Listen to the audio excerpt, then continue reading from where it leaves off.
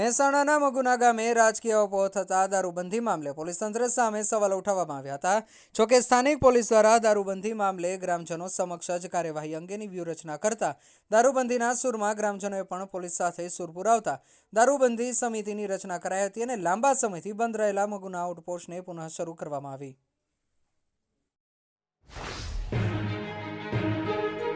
વિસનગર તાલુકાના હસનપુર ગામમાં ઘરકંકાસમાં વચ્ચે પડીને સમજાવટ કરવી એક યુવકને મોંઘી પડી છે।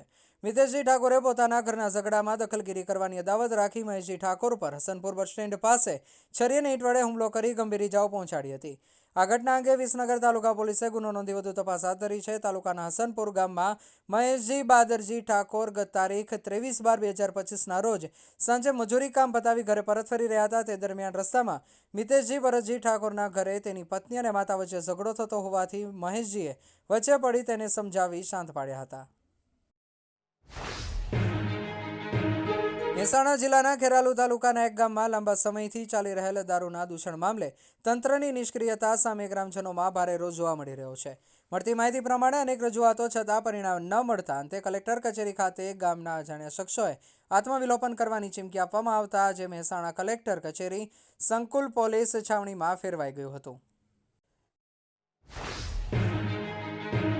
બનાસ બેંકના ચેરમેન ડાયાભાઈ પિલિયાતરને સહકારી બેન્કિંગ ક્ષેત્રે ઉત્કૃષ્ટ યોગદાન બદલ best chairman award for cooperative bank ડેવલપમેન્ટથી સન્માનિત કરવામાં આવ્યા છે।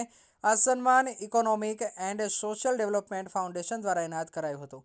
આ એવોર્ડ ચેરમેનના સફળ નેતૃત્વ, નિષ્ઠાપૂર્વક સેવા, નાણાકીય શિસ્ત અને નવીન અભિગમનું પ્રતિબિંબ છે। તેમના માર્ગદર્શન હેઠળ બનાસ બેંકે વિશ્વસનીયતા, પારદર્શિતા અને સેવા ગુણવત્તામાં નોંધપાત્ર સિદ્ધિઓ હાંસલ કરી છે।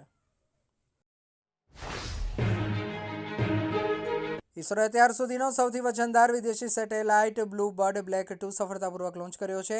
આ સેટેલાઇટનું વજન 6100 કિલોગ્રામ છે। લોન્ચ વ્હીકલની ઊંચાઈ 43.5 મીટર છે। આ લોન્ચિંગ આંધ્રપ્રદેશના શ્રીહરિકોટામાં આવેલા સતીશ ધવન સ્પેસ સેન્ટરથી કરવામાં આવ્યું હતું।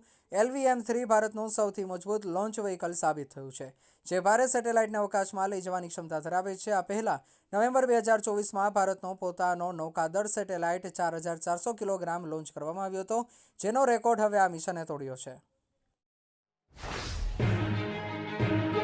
પીઠ અંબાજી મંદિરને લઈને મોટા સમાચાર। મંદિર સ્થાપના બાદનો અત્યાર સુધીનો સૌથી મહત્વનો નિર્ણય નવરાત્રિની આઠમની પૂજા અને દર્શનનો વિશેષ અધિકાર માત્ર દાતા મહારાજા અને એમના વંશજોને નહીં, હવેથી નવરાત્રિની આઠમના દર્શનનો લાભ તમામ ભક્તો પણ લઈ શકશે।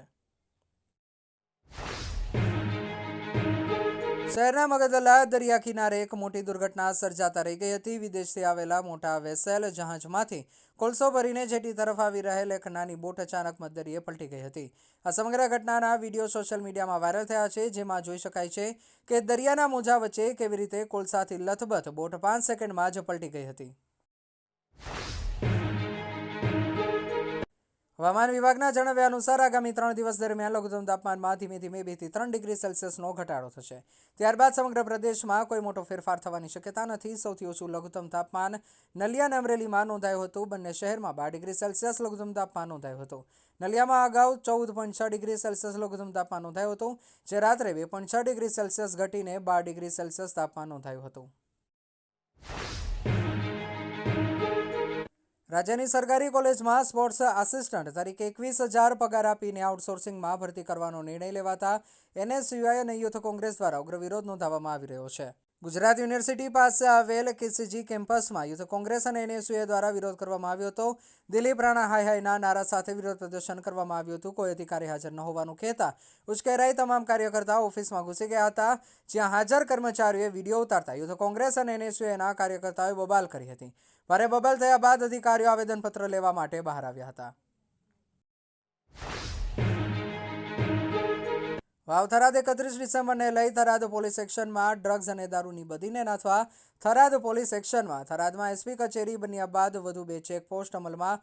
વાહન ચેકિંગ બ્લેક ફિલ્મ વગર નંબર પ્લેટના વાહનો પર કરી લાલ આંખ। ભારતમાલા રોડ પર 3 દિવસમાં 300 પેટી દારૂ ઝડપી પાડતી થરાદ પોલીસ ખોડા ચેકપોસ્ટ અને વડતાવ ચેકપોસ્ટ પર પોલીસ બની એક્ટિવ।